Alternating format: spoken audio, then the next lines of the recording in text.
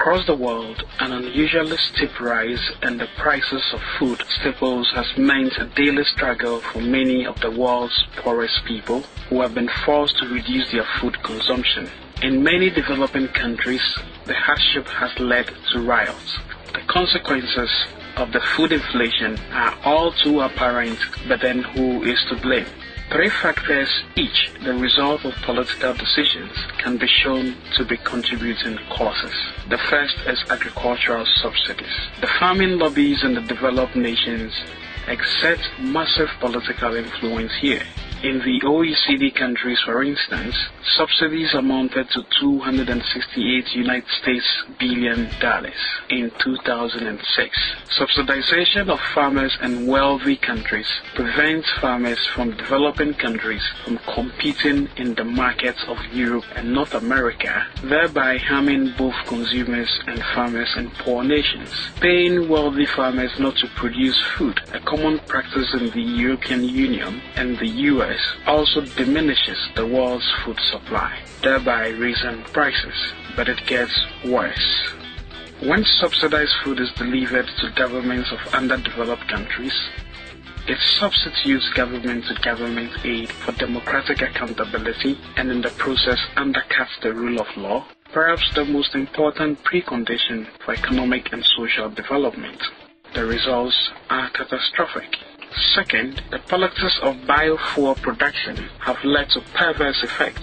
In the US, for example, politicians have subsidized ethanol fuel production. That has diverted the supply of corn toward non-food uses and pushed up the price of corn, making it more expensive for the poor in Mexico to obtain a key element in their diet. Over the last 10 years, the percentage of US grown corn used for ethanol went from 5% to 25%. Cars became competitors for the crop. Finally, perhaps the most directly damaging factor is restriction of trade. Import tariffs drive up the price of food, hurting the poor everywhere.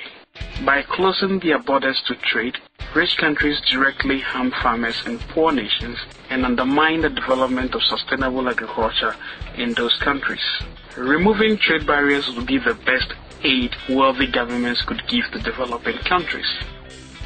Governments of poor countries are also at fault here. 70% of all the world's trade restrictions are raised between poor countries by their own governments.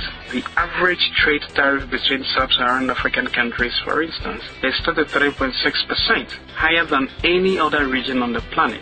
It is not difficult to see why Africa has failed to create an internal market to promote productivity.